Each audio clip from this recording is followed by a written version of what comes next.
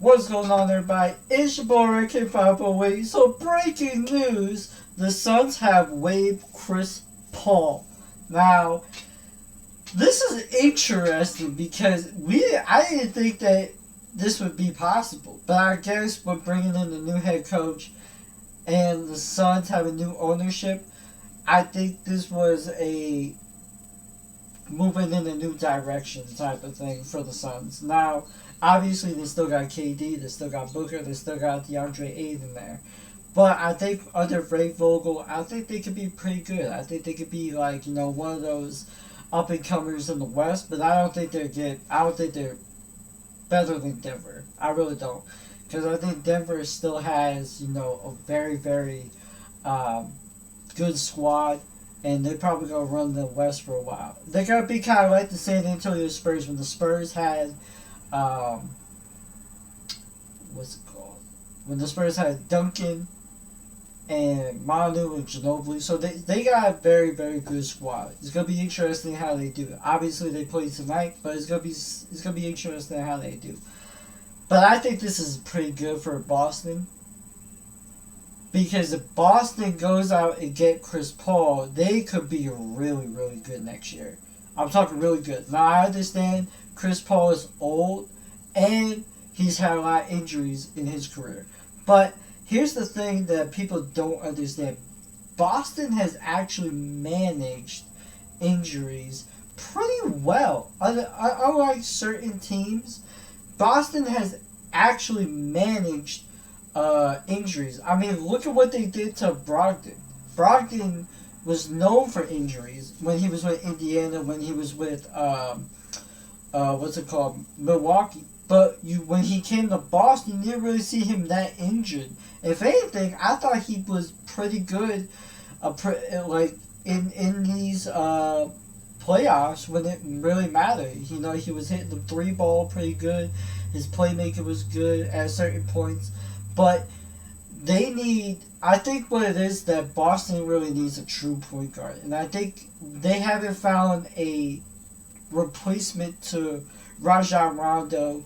After Rondo left, the point guard position was in shambles. They thought they could fix that by adding Marcus Smart. Smart's a decent point guard. He's a very good defensive point guard.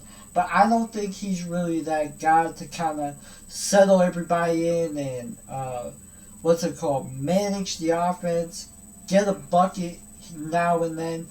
Chris Paul can do that.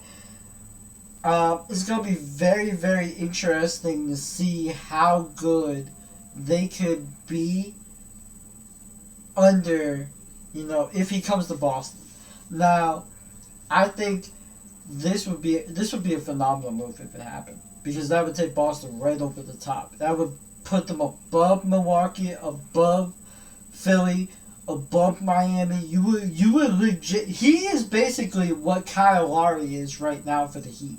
A big body that can go and get a bucket. Now, he might suck a little bit, but he's not going to suck that bad. Lowry, he'll have like a few good games, but then he'll have those type of games where he's just out of the blue, just like getting buckets like here. This would be a phenomenal move by Boston. It would fix their point guard situation, and I'm just saying this right now, I would still trade Jaylen Brown for Karl Anthony Towns. Now, can you imagine if that were to happen? How big that could be? How big? This would still be Jason Tatum's team. By no stretch of the imagination, this would still be his team. Because a guy of his stature, getting guys to come to Boston, you don't think that could be a very, very good opportunity? Just imagine Chris Paul, Jason Tatum, Karl Anthony Towns.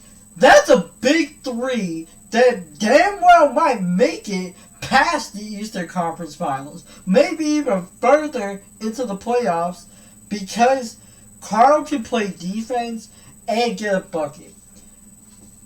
Jason can dominate with the ball in his hands. And he might even take over when you really need him to.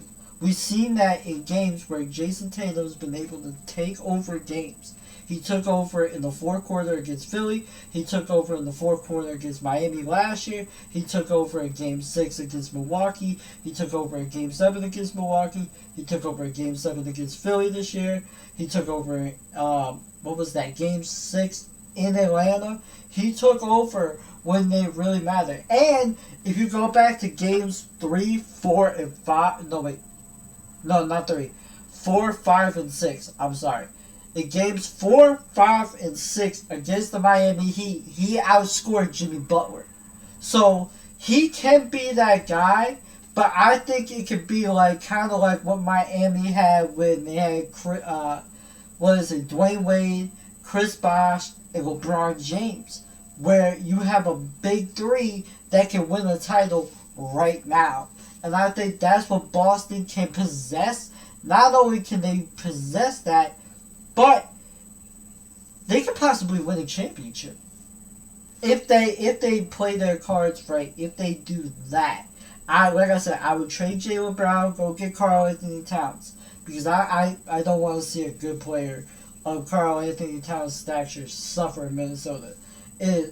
I'm sorry, Minnesota Timberwolves fans, but damn it, you traded away your future for Rudy Gobert. Rudy Gobert sucks on defense. He keeps getting exposed. I'm sorry, but I would still take Karl-Anthony Towns. Karl-Anthony Towns, for me, I love him, man. He's awesome.